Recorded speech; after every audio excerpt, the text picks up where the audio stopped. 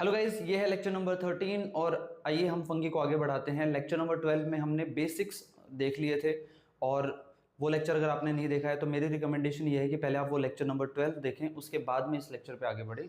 तो चलिए शुरू करते हैं। आज हम रिप्रोडक्टिव मेथड जैसे गैमेटेंजियल कॉन्टैक्ट, गैमेटेंजियल कॉपुलेशन और फाइकोमाइसेटीज पढ़ेंगे। और सोमैटोगैमी भी एक सेक्सुअल रिप्रोडक्शन का मेथड है जो कि हम बाद में पढ़ेंगे। एस्कोमाइसेटीज और बेसिडियोमाइसेटीज मतलब जिसमें वो देखने को मिलता है, उन्हीं के साथ हम समझेंगे कि किस तरीके से सोमैटोगैमी होती है। तो चलिए शुरू करते हैं, लेक्चर को शुरू करते हैं। गैमेटेंजियल कॉन्टैक्ट से हम इस लेक्चर को करेंगे।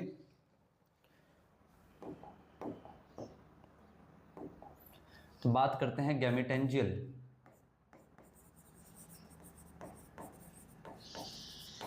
कॉन्टैक्ट की। रिप्रोडक्शन का मेथड है, सेक्सुअल रिप्रोडक्शन का मेथड है और ये किस किस में देखने को मिलता है? ये oomacetes में। oomacetes क्या है? oomacetes फाइकोमाइसेटीज की क्लास है। टोटल 6 क्लास है जिसमें से अपने को सिर्फ 2 के बारे में अंदाजा चाहिए। oomacetes के अलावा ये देखने को मिलता है एस्कोमाइसेटीज में। ठीक है, तो आइए जरा oomacetes के हिसाब से समझ लेते हैं। ये मैंने बनाया है एक माइसीलियम और ये है न्यूक्लियस। अब मैं यहाँ पे सेप्टा नहीं बना रहा क्योंकि फाइकोमाइसेटीज के अंदर सेप्टा नहीं होती। ठीक है, आगे हम फाइको को जब डिटेल में पढ़ेंगे तो आपको ये सारी बातें आ जाएंगी समझ में। अब बेसिकली यहाँ पे क्या है, यहाँ पे 2 स्ट्रक्चर बनेंगे जो आगे चलकर गैमेट का फॉर्मेशन करेंगे। तो एक स्ट्रक्चर तो ये और एक स्ट्रक्चर ये, इन्हें मैं बोलूंगा प्री गैमेटेंजिया।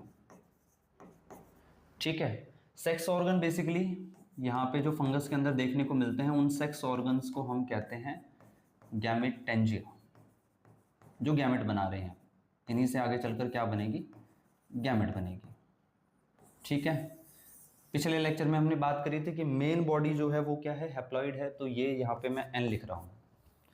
अब इसके अंदर न्यूक्लियस जाएगा और आगे ये प्रॉपरली डेवलप हो जाएगा गैमेटेंजिया में। अभी ये प्री गैमेटेंजिया है तो इसके अंदर न्यूक्लियस पहुंच गया, ये न्यूक्लियस और ये न्यूक्लियस, और यहाँ पे देखो सेप्टा का फॉर्मेशन भी हो गया है। सेप्टा का फॉर्मेशन ये बताता है कि एक अलग तरीके का स्ट्रक्चर है। ठीक है, इसको मैं नाम दूंगा एंथ्रीडियम, इसको मैं बोलूंगा एंथ्रीडियम और इसको मैं नाम दूंगा ऊगोनियम। ऐसे मान लीजिए मेल गैमेट जैसा, फीमेल गैमेट जैसा। ठीक है, आगे बढ़ते हैं। और यहाँ पे ये न्यूक्लियस वगैरह प्रेजेंट हैं। अब बेसिकली क्या है कि ये एंथ्रीडियम और ऊगोनियम आपस में एक दूसरे के कांटेक्ट में आते हैं, तभी नाम है गैमेटेंजियल कांटेक्ट। तो आओ जरा इनका कांटेक्ट बनाते हैं। तो आप ये देख सकते हैं या समझ सकते हैं कि कुछ इस प्रकार से इनका कांटेक्ट हो गया और ये न्यूक्लियस जो है वो इसमें ट्रांसफर हो जाता है। ठीक है, तो यहाँ पे इनका कांटेक्ट है। ट्रांसफर होने के बाद में यहाँ पे प्लाज्मोगैमी तो हो ही गई है, जैसे ये कांटेक्ट में आते हैं प्लाज्मोगैमी हो गई है। साथ में इंस्टेंट कैरियोगैमी भी यहाँ पे देखने को मिलती है। अगर मैं बात करूँ एस्को की तो कैरियोगैमी थोड़ी लेट होगी, अगर मैं बात करूँ फाइको की तो कैरियोगैमी तुरंत हो जाएगी और यहाँ पे ऐसा स्ट्रक्चर बन जाएगा। ये है 2n। ठीक है, अगर मैं यहाँ पे एस्को की बात करूँ तो एस्को में थोड़ी देर के लिए एक ऐसा स्ट्रक्चर बनेगा जिसमें ये दोनों न्यूक्लियस अभी फ्यूज नहीं हुए हैं, इसे बोलेंगे डाइकैरियोन। उसके बाद में ये हो जाएगा। ठीक है, तो फाइको के अंदर तो, एस्को के अंदर तो ये, और फाइको के अंदर आपको ये देखने को मिलेगा। ठीक है, फाइको में इंस्टेंट यानी तुरंत ही क्या हो जाती है? कैरियोगैमी हो जाती है।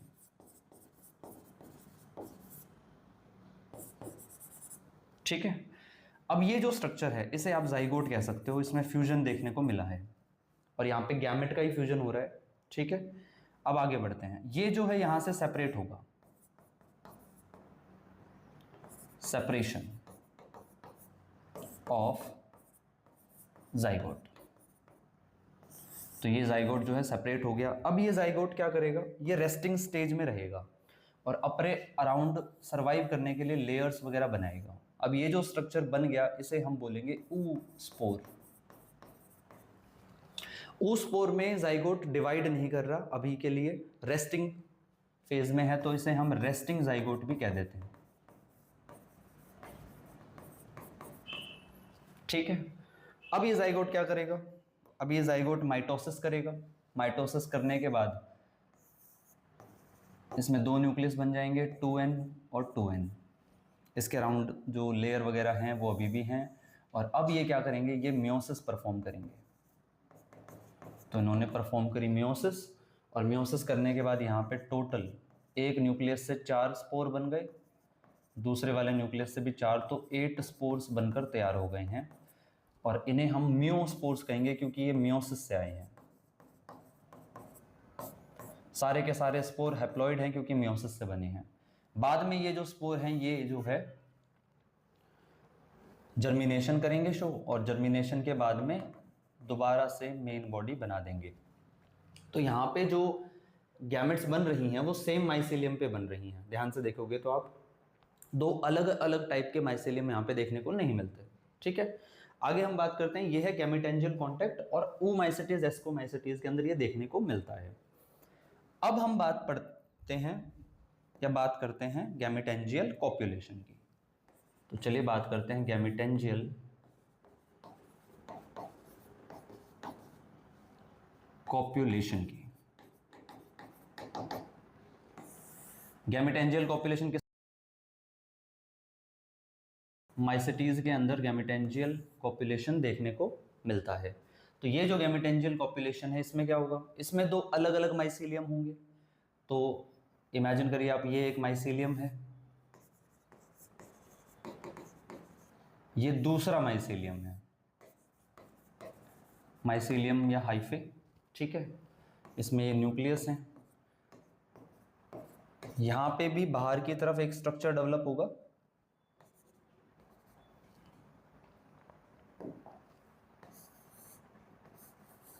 इसे हम कहेंगे प्री गैमेटेंजिया। ठीक है, और इसमें बेसिकली दो दो न्यूक्लियस आ जाएंगे।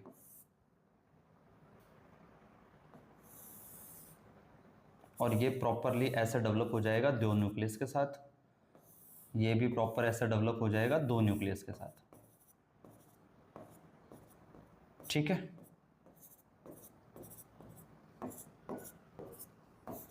एक न्यूक्लियस भी आ सकता है लेकिन जनरली दो न्यूक्लियस आते हैं। अब ये दोनों सेम स्ट्रेन के हैं और ये दोनों सेम स्ट्रेन के, मतलब जेनेटिकली ये न्यूक्लियस इसके साथ सेम है बिल्कुल, और ये वाला इसके साथ सेम है। अब इनमें क्या होगा, इनमें फ्यूजन होगा। तो यहाँ पे हम देखने को मिलेगा फ्यूजन। तो फ्यूजन के बाद में कुछ ऐसा स्ट्रक्चर बनकर तैयार हो गया।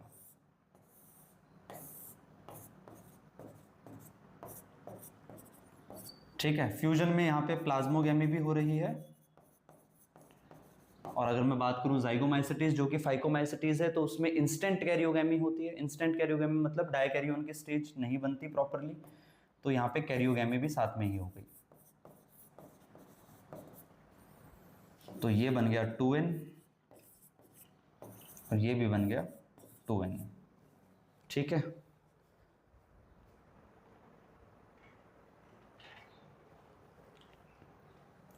अब ये जो स्ट्रक्चर बन गया है इसे मैं बोलूंगा जाइगोट। ठीक है, अब ये क्या होगा, सेपरेट होगा।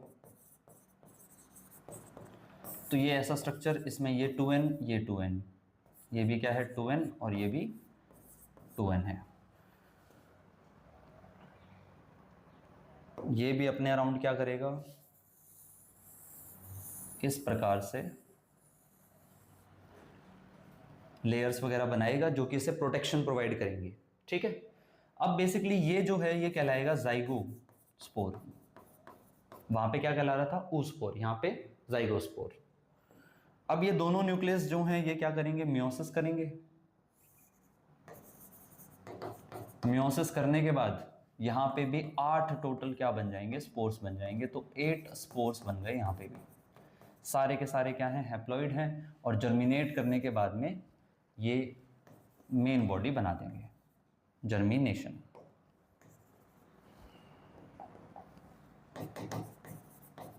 ध्यान रखने वाली बातें, पहली बात तो दोनों माइसीलियम अलग अलग हैं। गैमेटेंजियल कॉप्युलेशन में दोनों माइसीलियम क्या होते हैं, डिफरेंट डिफरेंट होते हैं। डिफरेंट कहने का मतलब है सेम स्पीसीज के हैं लेकिन जेनेटिकली डिफरेंट है, ठीक है। तो इसीलिए हम इसे गैमेटेंजियल कॉपुलेशन कहते हैं। कॉन्टैक्ट के अंदर एक ही माइसीलियम पे दोनों के दोनों जो हैं गैमेट का फॉर्मेशन हो जाता है, ठीक है।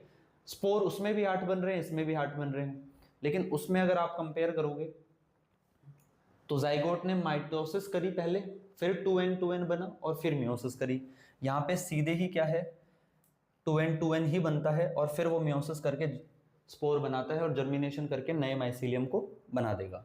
तो बेसिकली ये है गैमेटेंजियल कॉपुलेशन। तो ये दोनों मेथड ही इंपॉर्टेंट है, अपने को टोटल 3 मेथड पढ़ने हैं। देखो, एक गैमेटेंजियल कॉन्टैक्ट, एक गैमेटेंजियल कॉपुलेशन और एक अपने को पढ़ना है सोमेटोगेमी। तीनों ही मेथड जो अपनी फंगस है उसमें जो एनसीईआरटी में चीज़ें समझा रखी हैं उन्हें समझने के लिए बहुत ज़्यादा इंपॉर्टेंट है। तो चलिए, अगर ये दोनों मेथड आपको समझ में आ गए हैं तो हम आगे बात करते हैं, फाइकोमाइसिटीज को शुरू करते हैं। तो बात करेंगे हम फाइकोमाइसिटीज की।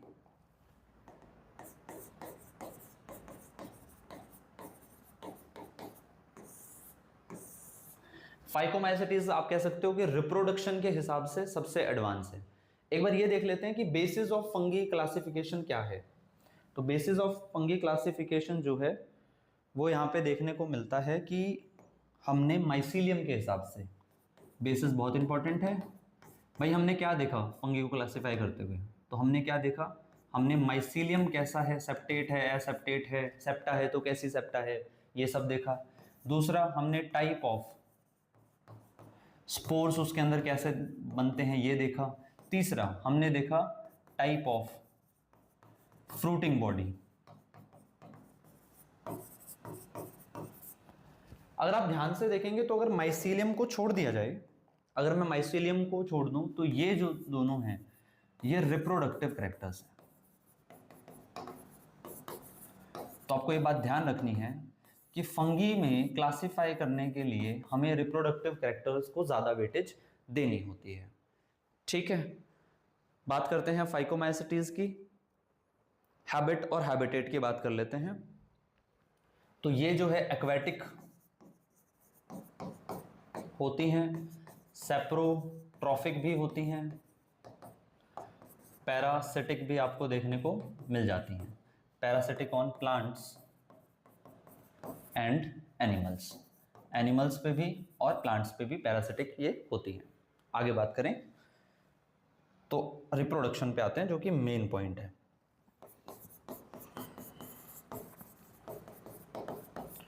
तो रिप्रोडक्शन में अगर मैं एसेक्सुअल स्पोर्स की बात करूं, एसेक्सुअल स्पोर हमने लेक्चर नंबर 12 में पढ़ा है, तो आप पहले वो जरूर देखें। एसेक्सुअल स्पोर्स की बात कर लेते हैं। एसेक्सुअल स्पोर में अगर मैं बात करता हूं ओमाइसिटीज की, तो ओमाइसिटीज के अंदर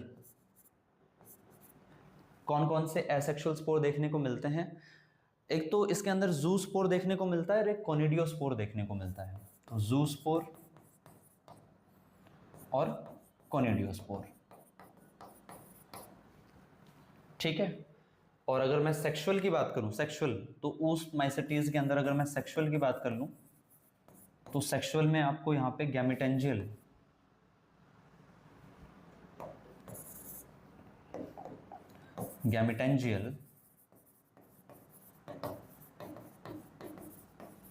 कॉन्टैक्ट देखने को मिलेगा, ठीक है। बात करते हैं जाइगोमाइसिटीज की।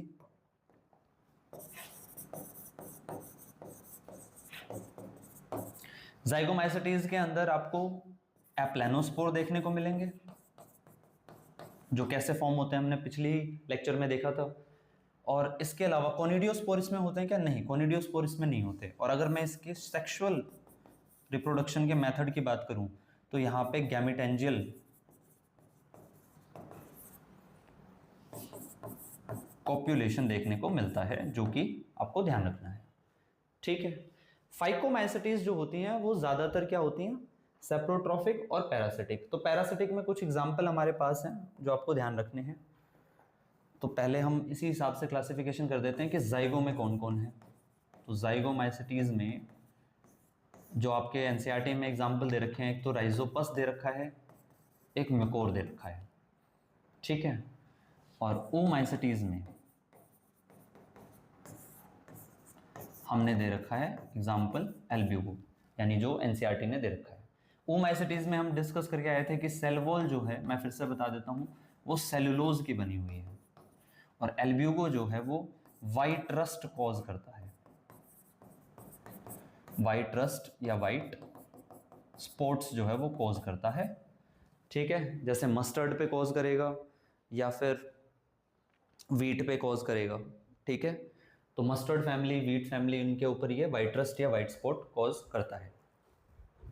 तो यहां पे हमने बेसिक जो रिप्रोडक्शन है वो देख लिया। अब इसका माइसीलियम देख लेते हैं, हाइफा कैसा है इसका बेसिकली। तो अगर मैं बोलूं कि इसका जो बॉडी स्ट्रक्चर है वो कैसा है, एक तो जितनी हम फंगी पढ़ते हैं सारी की सारी थैलस लाइक बॉडी रखती हैं।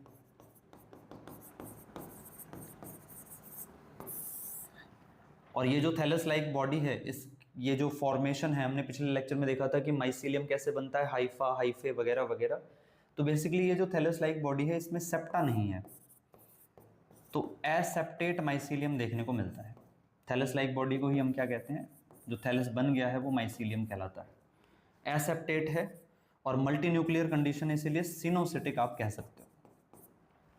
अगर मैं बनाना चाहूँ तो कुछ ऐसा देखने को मिलेगा, मल्टी न्यूक्लिएट कंडीशन है और सेप्टा नहीं है। ठीक है, ये इकलौती है एसेप्टेट और coenocytic condition only present in phycomycetes. सिर्फ और सिर्फ ये फाइकोमाइसिटीज के अंदर ही देखने को मिलता है। तो बेसिकली फाइकोमाइसिटीज में इतनी ही बातें हैं, ज़्यादा बातें नहीं हैं। इनका जो मेथड है रिप्रोडक्शन का वो हमने पढ़ लिया है पहले, गैमेटेंजियल कॉन्टैक्ट, गैमेटेंजियल कॉपुलेशन, दोनों के दोनों। इसकी जो लाइफ साइकिल है मैं एक बार फिर से रिपीट करके बता देता हूँ आपको, ताकि आपको ढंग से समझ में आ जाए। दो सेल या दो गैमेट बेसिकली क्या करेंगी, आपस में प्लाज्मोगैमी करेंगी। इसमें डायकैरियोन बहुत थोड़े समय के लिए बनता है, या मान लो कि आप नहीं बनता, तो यहाँ पे प्लाज्मोगैमी के बाद में डायकैरियोन बना तो बहुत ही थोड़े समय के लिए, और इंस्टेंट कैरियोगैमी यहाँ पे देखने को आपको मिल जाएगी। इंस्टेंट कैरियोगैमी से यहाँ पे क्या बनेगा, जाइगोट बनेगा। जाइगोट क्या करेगा, मियोसिस करेगा। ठीक है, और मियोसिस करने के बाद यहाँ पे बनेंगे स्पोर्स, जो कि हैप्लॉइड हैं, और स्पोर वापस से नए बॉडी को बना देंगी। अगर आप ध्यान से देखें और आपको ये पता है कि इस पूरे फेज में सबसे ज्यादा जो पार्ट है वो हैप्लॉइड है। जाइगोट थोड़े समय के लिए होता है, और जाइगोट माइटोसिस करके कोई डिप्लॉइड बॉडी बनाता भी नहीं है। मियोसिस करके सीधे क्या बनाता है, हैप्लॉइड बॉडी बनाता है। तो लाइफ साइकिल अगर मैं बोलूं तो हैप्लॉन्टिक लाइफ साइकिल होती है पूरी की पूरी फंगस में। Haplontic life cycle all fungi, सारी के सारी फंगी में। अगर मैं फाइको को सिनगैमी के हिसाब से देखूं, नेक्स्ट पेज पे चलते हैं, सिनगैमी। तो सिनगैमी के हिसाब से आपको यहां आइसोगैमी देखने को मिलती है, एन आइसोगैमी देखने को मिलती है, और ओगैमी भी देखने को मिल जाती है। तो आपको ये ध्यान रखना है। अगर आपको इन जनरल एग्जाम्पल याद करना है तो आप यहां पे देख सकते हो। हम पीछे चलते हैं जहां पे हमने गैमेटेंजियल कॉन्टैक्ट और कॉपुलेशन पढ़ा है। तो पहले हम कॉन्टैक्ट की बात करते हैं। कॉन्टैक्ट में अगर हम आए तो एंथ्रीडियम और ओगोनियम का होना, यानी ये दो अलग अलग तरीके की गैमेट हैं। ठीक है, तो यहां पे आपको क्या देखने को मिल रहा है, यहां पे आपको देखने को मिल रहा है ओगैमस। Very very important. तो ओमाइसिटीज के अंदर आपको ओगैमस देखने को मिलता है। फिर चलते हैं गैमेटेंजियल कॉपुलेशन पे। ध्यान से देखो, यहां पे हमने पर्टिकुलर कोई नाम नहीं रखा, एंथ्रीडियम ओगोनियम यहाँ पे नाम नहीं आया। क्यों? क्योंकि ये दोनों सेम सेम से ही हैं।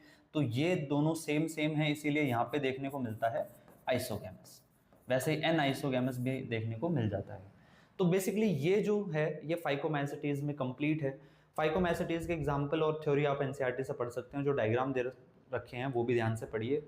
सेक्सुअल रिप्रोडक्शन सबसे इंपॉर्टेंट है। नेक्स्ट वीडियो में हम बात करेंगे एस्को और बेसिडियो की दोनों एक साथ, जो कि थोड़ी सी बड़ी वीडियो हो जाएगी। तो इस लेक्चर में इतना ही। आप लेक्चर नंबर 12 को एक बार फिर से देखिए। Thank you so much.